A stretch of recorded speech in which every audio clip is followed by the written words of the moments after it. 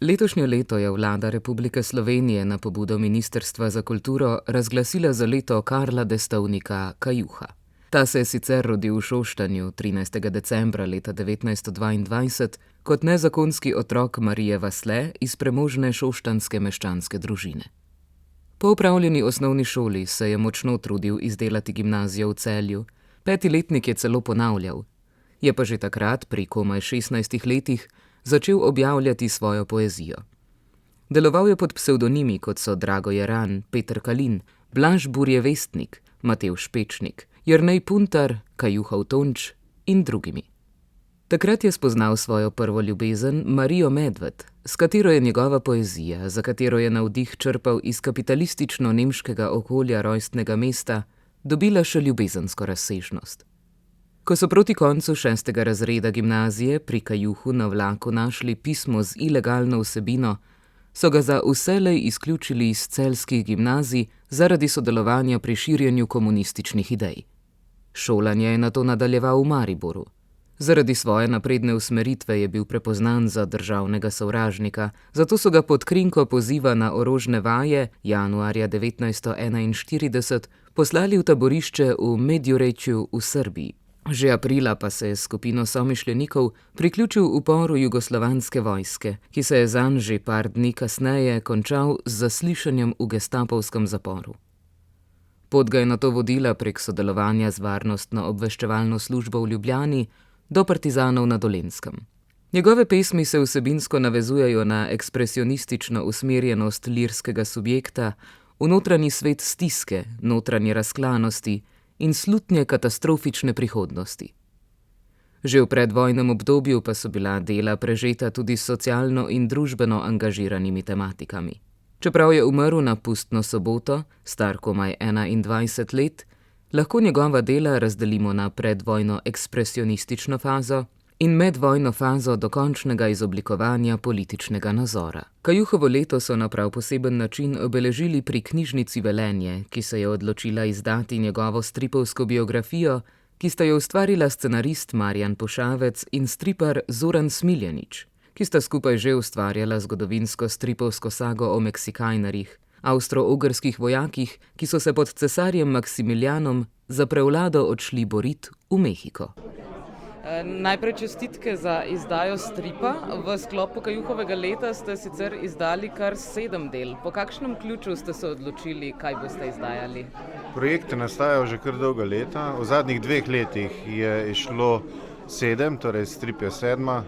Publikacija na temo Kajuh 100. Skratka, iz različnih zornih kotov raziskovanje, pregledovanje in pokazati, kakšen je bil Kajuh kot pesnik, kot človek,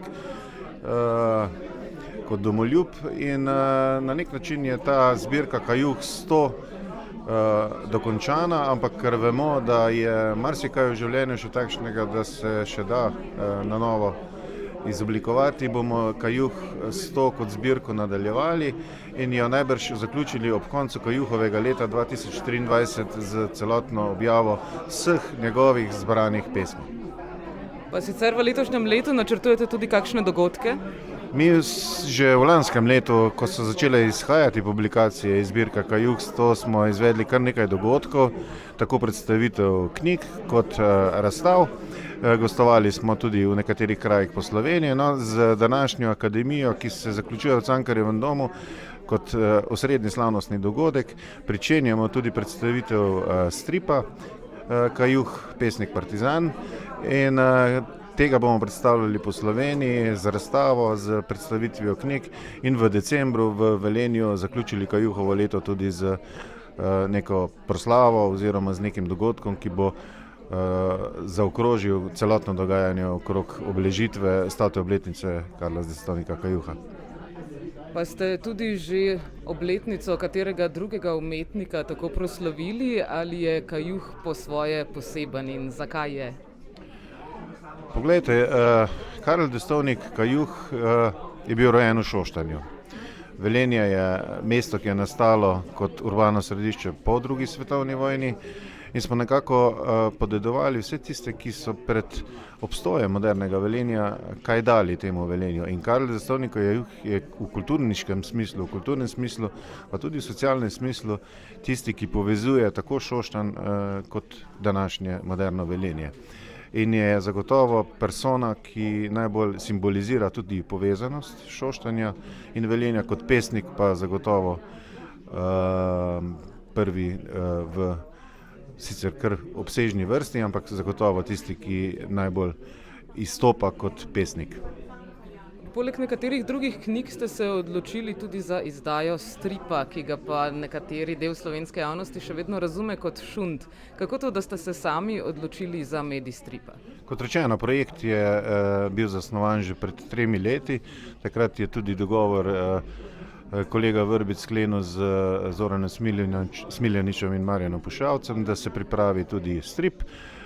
Zakaj nazadnje? Ja, strip je pravzaprav tudi za moje pojme vrhunec te zbirke in strip je tisti, ki lahko pravzaprav različnim generacijam, različnim, morda tudi tistim, ki jih suhoparno branje knjig nekoliko bega, strip pa je tisti, ki lahko približa, in to je bil temelj, približati Kajuha širši množici ljudi, tudi mladim seveda, morda ljudem, ki jim je strip kot forma seveda najbližje, in zagotovo bo naletel strip na velik odziv.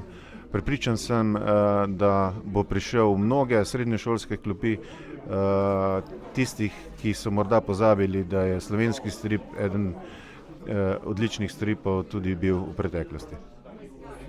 Mogoče še za konec, ali mladi sploh poznajo Kajuha? Veliko se jih pritožuje, da nasplošno ne berejo več toliko. Kako pa je Kajuh poznan med mladimi? Moja generacija, kot je bilo danes omenjeno, se ga je naveličala že za časa proslav pred 30 in 40 leti, ko smo ga morali podobvezno recitirati. Zdaj ga ponovno spoznavamo in prepričan sem, da ima današnje generacije imajo to prednost, da je Kajuh osvobojen ideološke navlake, da je osvobojen nekega obveznega čtiva in da ga lahko prebirajo in spoznavajo neobvezno od prisile, šolske ali družinske ali socialne ali politične.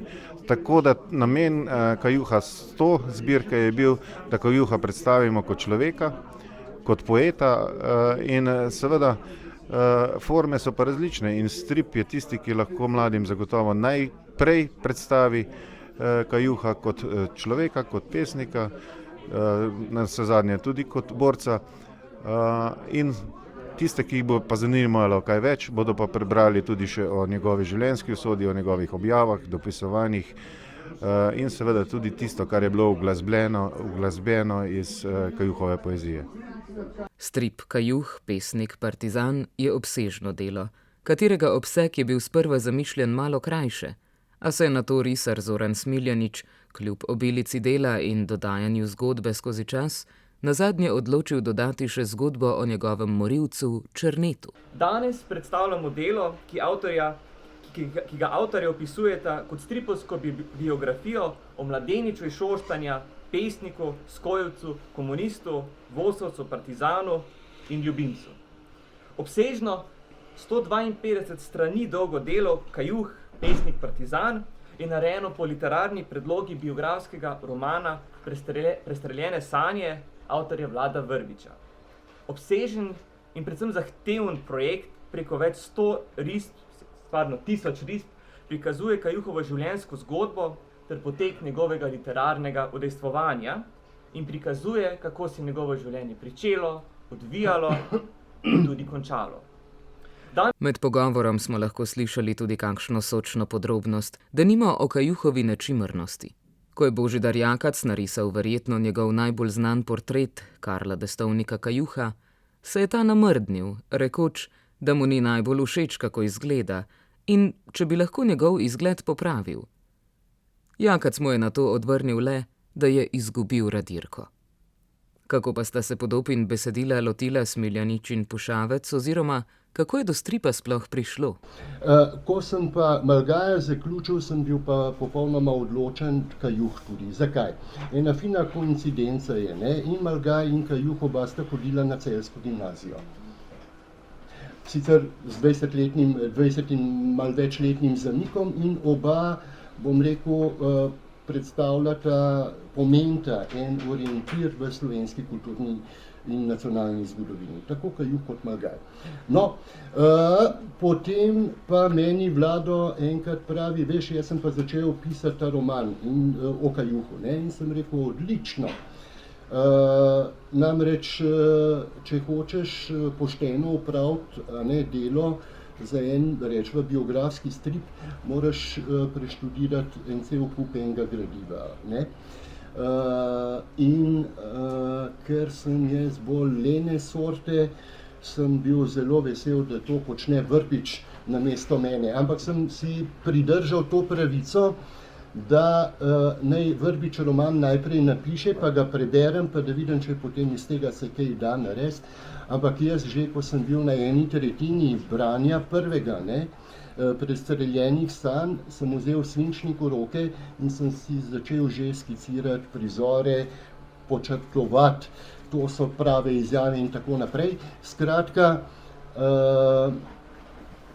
tega stripa o Kajuhu ne bi bilo v taki obliki, če ne bi Vlado Vrbič napisal knjige Prestreljene sanje. No, in v tem zdaj izkoriščam tudi priliko, pa se Vlado tu toplo zahvaljujem, ker mi je dal popolnoma proste roke, kaj jaz lahko z njegovim gradivom naredim, ne.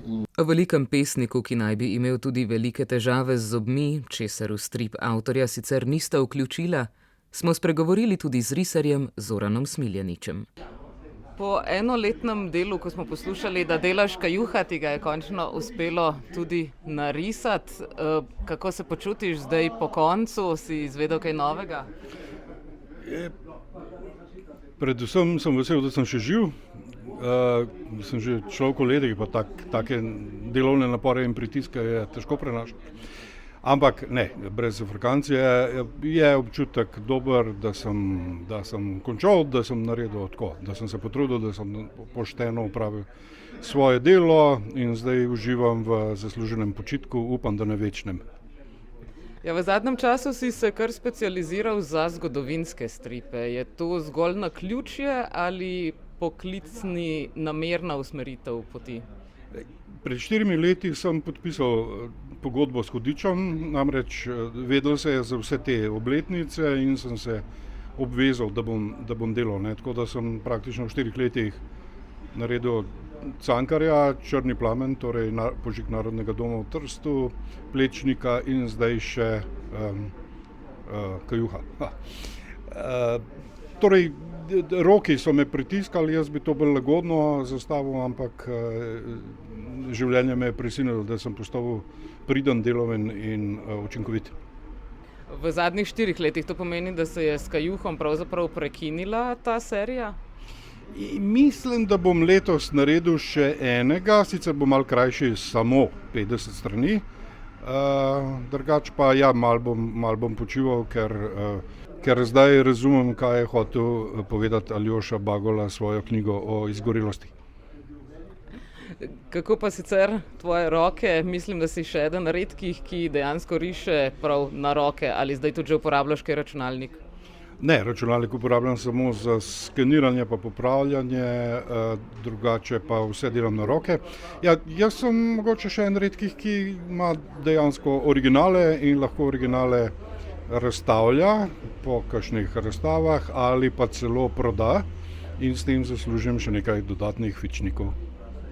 To so projekti, ki mi vzame eno leto življenja, intenzivnega dela 10 do 12 ur in ne morem jaz nekaj delati kar tako, ne, samo zaradi denarja ali pa samo zaradi slave. In tle je bilo pač ta partizanska zadeva, ki me je vsekakor zaintrigirala. Njegov lik je neko iskrico sprožil v meni, ki me je motivirala, da bi jaz to risal, ne. Druga stvar je bila pa to, da Vlado Vrbič, torej avtor romana in urednik te zbirke, je tak boter tega bazena šoštanskega, velenskega in je on dal mi je ponudbo, ki jo nisem mogel zavrniti. Torej rekel je, delal boš strip o Kajuhu in sem rekel, v redu. Torej, pomba, to je naročen strip. Ja, Tako. ampak sva vložila oba dva ogromno in sva se dobijala vmes. Drugo je pa to, ne, ko sva midva odraščala v 60-ih, pa predvsem 70-ih, je bila partizanščina nekaj zelo zoprnega, nekaj s čimer nas je sistem pitov v šoli, v družbi, povsod in polno je bilo teh junakov in mi kot, rekel, jezni mladci smo to zavračali. Jaz sem naredil pri svojih 20-ih en tak jezen strip 1945, ker za razliko od Batje Živojinovića pa Ljubiša Samečiča, ki pobijata ogromno Nemcev, tokrat neke četnike pobijajo ogromno partizanov. Ne. In to je bil en tak legitimen upor, ampak v življenju se vse obrne in evo, usoda je me pripeljala, da zdaj pa delam z druge strani partizanščine. To sicer ni ideološki strip, ni strip o kako imajo partizani prav ali nimajo prav ali karkoli okoli tega, kar se zdaj dogaja, ta razkol, ampak je strip o rekel, človeku, ki je živel zanimivo, intenzivno, ustvarjalno življenje in ki je vsekakor tudi mogoče je celo strip ali pa film idealna oblika zanj, ker je on je v bistvu sodoben, njegov izraz pesniški je sodoben in se mi zdi strip, da ima neke te, če ne delaš sam po scenariju tem pripovednem, da vneseš še neke dimenzije, rekel, kjer izkoriščaš medij stripa. Torej se da s stripom zelo dobro njegovo življenje predstaviti. Ampak se pa tudi odlično nas prenesli v stripu v obdobje 30 in 40 let. In to zahteva zelo veliko natančnost, od izrisa stavb recimo do oblačil, uniform, recimo celo dialektni govor, ko ga srečujemo v knjigi noter. Tako da, kako je potekal ta proces, da se prenesli na papir celotno obdobje? Jaz koriščam imam zmeri dva velika kupa knjig pred sabo, pa brskam, kje sem že eno sliko videl, pa porabim uro ali pa uro pa pol za tem, da najdem. Skratka, zahtevam samo od sebe to dokumentaristično verodostojnost, prostori, obleke, način govora je Marjano predvsem, ne, pa Vlado to, ampak zahtevam, da je to privlačno oziroma verodostojno za bralca, a ne, drugače niti ne dosegamo nekih standardov, ne, to je moja naloga, moja partijska naloga.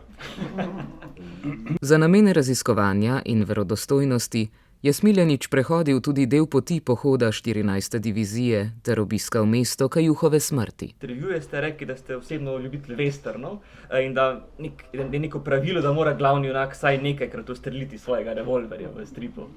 Ampak Kajuhov strip je pa malenkost drugačen, se pravi, poudarek ni na akciji, oziroma ni tolikšen poudarek na boju, na streljanju, na pištolah, orožju, ampak na neki življenjski pripovedi. Tako da Kajuh ni klasični revolveraš. Ni akcijski junak. Tako da, kako si se pa vi, a je bil to za vas nekakšen izziv, da ste na takšen način napisali strip? Ne, napisal ga je on, jaz sem izvajalec, jaz sem najeti gradbenik. Ne, ni. Dober izvajalec.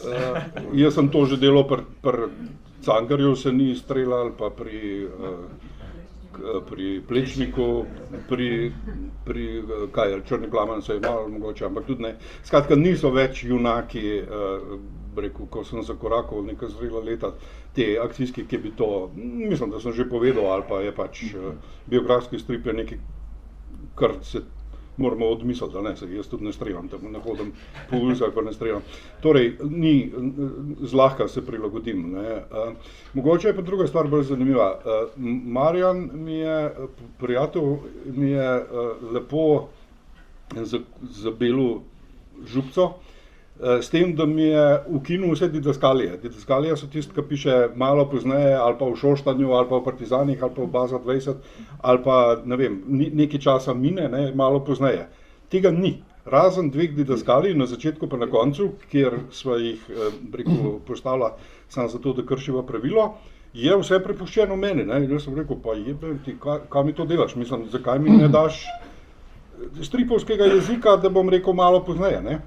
In je rekel, nič, znajce, ne, ampak to, da ti da višjo oviro, te spodbudi k temu, da razmišljaš, kako boš v stripovskem jeziku najdel način, da boš pokazal malo pozneje, ne.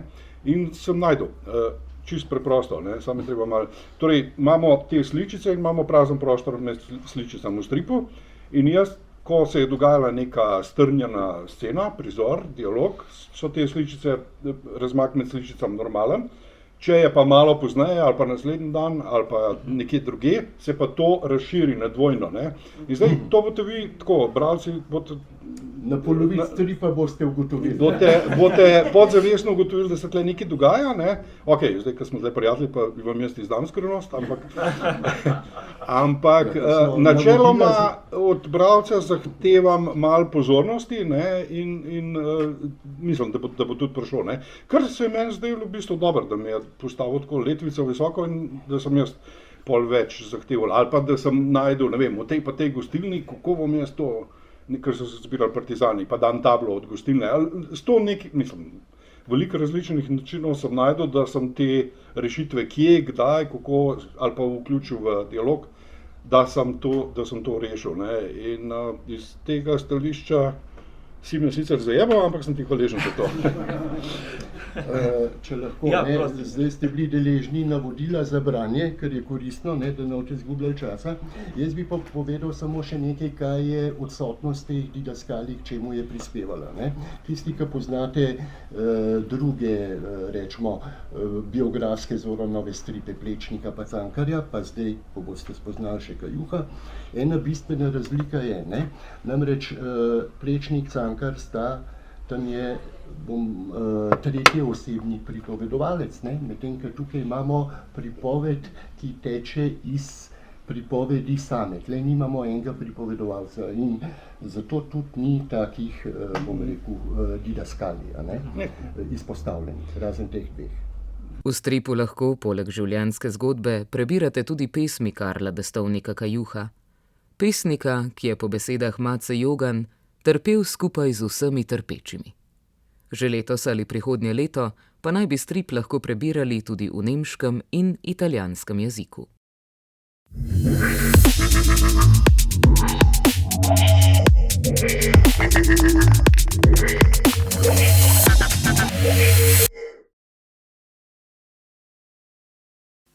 Izolska divja plaža Bele skale se je minuli četrtek preselila v galerijo Sončna dvorana v Izoli. Mlada vsestranska vizualna umetnica, fotografinja in videastka Ajda Zupan je tam pod naslovom Bele skale razstavila svoje grafike. Kamne je avtorica pobarvala in odtisnila na papir. Ustvarjala je v tehniki monotopije, kar pomeni, da je na površino kamnov slikala in vsakič naredila le en odtis. 2 leti nazaj se mi je prvič zgodilo, da sem res zagledala en kamen in videla te teksture in strukture in mi je celo ful zanimati, kako bi to lahko izgledalo v dvodimenzionalnem prostoru. Tako da sem par dni kasneje že kar šla na plažo z barvo in s papirjem in naredila prvi odtis. Mislim, da ta kamen je tudi tukaj danes. In mi je bil ful všeč in sem potem to prakso nadaljevala.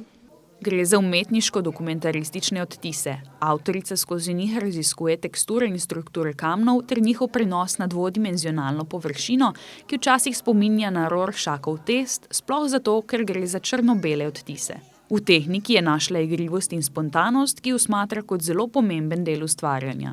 To izgleda tako, da pridem na plažo, malo hodim, iščem primerne kamne, potem kamen namažem, probam biti čim bolj ekološka, da to ni neka barva, ki bi bila zelo toksična, pazim, da nisem preblizu morju, da ne bi šla barva v morje, pazim, da ne tiskam na kamne, kjer so kakšne mogoče živali not. Tako da kamen probam, da je čim bolj raven, plosk in potem namažem to barvo in dam čez papir. Papir imam tudi recikliran, ta papir je v bistvu uporabljal moj nono 30-40 let nazaj pri geodetskih svojih dejavnostih.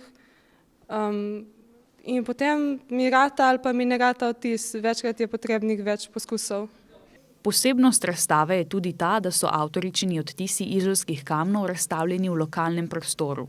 Sončna dvorana deluje v okviru Javnega sklada za kulturne dejavnosti, katerega poslanstvo je v prvi vrsti skrb za obstoj ljubiteljske kulture v občini. Ajda načrtuje svoje umetniško delovanje usmeriti še bolj ekološko. V prihodnosti bi rada tiskala samo z materiali, najdenimi na plaži. Razstava Bele skale bo na voljo za ogled vse do 20. marca.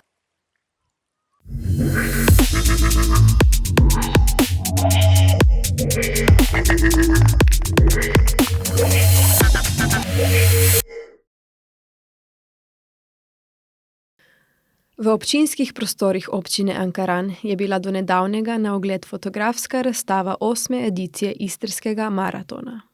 Tekaške prireditve, katere cilj naj bi bil povezovanje Kopra, Izole, Pirana in Ankarana. Zato, ker je to en lep pregled v bistvu našega dela, ko gre leto skoraj okoli, da se v bistvu spomnimo, kaj smo naredili lani in še enkrat povabimo tekače, da se ponovno udeležijo. Se pravi, tekače, prostovoljce, občane, da navijajo. Se pravi, to je dogodek, ki združuje vse. Fotografska razstava je bila sestavljena iz 20 fotografij različnih fotografov iz Fotokluba Portorož. Prostori občinske uprave pa za razstavo niso bili najbolj primerni, saj med razstavljenimi fotografijami ni bilo možno sproščeno postopati. Iz terena dobimo slike od približno 25 fotografov, skupaj med 20 in 25 tisoč fotografij, tako da nas potem čaka v bistvu veliko delo, da izmed teh 20 tisoč izberemo 20 kandidatov za razstavo. 9. edicija Istrskega maratona bo letos potekala v mesecu aprilu. 2 dni, sobota za otroke, nedelja za odrasle, 15. 16. april, Izola letos, tako da lepo vabljeni. Društvo Istrski maraton vsako leto razstavlja v vseh 4 občinah. 23. februarja so razstavo že preselili v prostore mestne občine Koper. Nenazadnje pa bo od 15. marca naprej ogled možen še v srednji šoli Izola.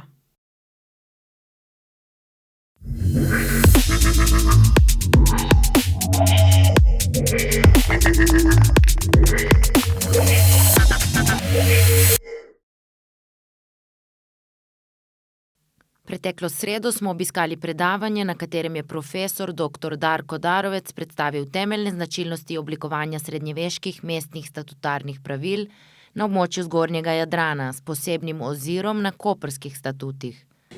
Srednjeveški statuti so urejali družbeno življenje, tako kot danes, zakoni in podobno.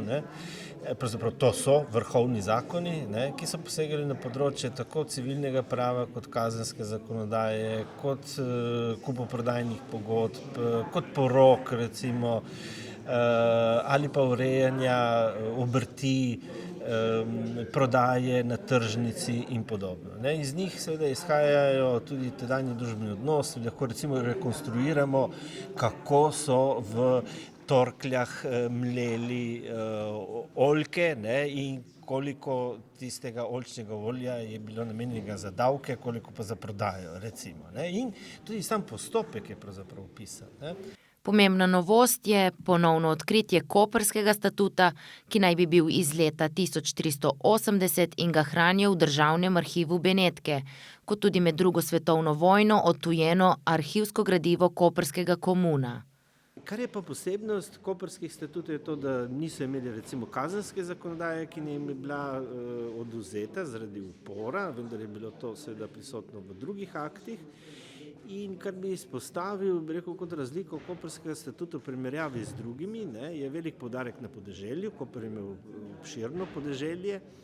In kar je, bi rekel, slovenske zgodovine zanimivo je, da podeželje enači z Slovani, torej kmete na podeželju enači Slovani ali pa Slovane s kmeti na koprskem podeželju, vseh 44 vaseh. Zato so ustanovili tudi posebno funkcijo, tako imenovanega kapitana Slovanov, ki je bil zadolžen za podeželje, za upravne, sodne in vojaške zadolžitve. Zanimivost oziroma specifika koprskega prostora je tudi poroka in velika pravna sposobnost žensk koprskega podeželja. Poroka kot brat in sestra, kot se imenuje, navaja tudi v samem statutu, kar pomeni, da sta v zakon prinesla zakonca vsak svoje premoženje, ki se je potem delilo po spolu. Torej, hčere so dedovali po materah, sinovi po očetu, torej premoženje, ki je bilo prineseno v skupno gospodinstvo, kar pomeni tudi to in tudi druge določbe, zlasti za podeželje, koprsko kaže na veliko pravno sposobnost žensk in tudi seveda moških, ampak zlasti žensk v tedanjem srednjeveškem koprskem pravu. Kot nam je pojasnil dr. Darko Darovec, bo v bližnji prihodnosti izdan tudi faksimile statuta, slovenščino ter spremljajoča uvodna študija.